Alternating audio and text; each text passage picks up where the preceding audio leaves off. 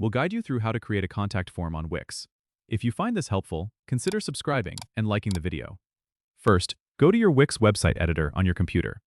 In the left menu, you'll see an option called Add or a plus icon. Click on that and you'll see a list of options you can add to your site. Look for the Contact section. Click on it and you'll find different contact form templates. Choose the one that fits your style by clicking on it, and it will automatically be added to your page. Now, you can drag the form to the place you want it on your page. Once you've positioned it, you can click on the form to customize it. You'll notice a toolbar that lets you edit the fields. You can change the placeholder text, the field type, or even add new fields if you need more information from your visitors. To make sure you receive the messages, click on Form Settings in the toolbar. Here, enter the email address where you want to receive form submissions. You can also set up an automatic response to let your visitors know you received their message.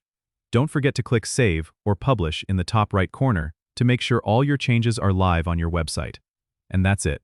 You've successfully added a contact form to your Wix site. It's a great way to keep in touch with your audience and gather valuable feedback. Don't forget to subscribe and comment if this helped you out.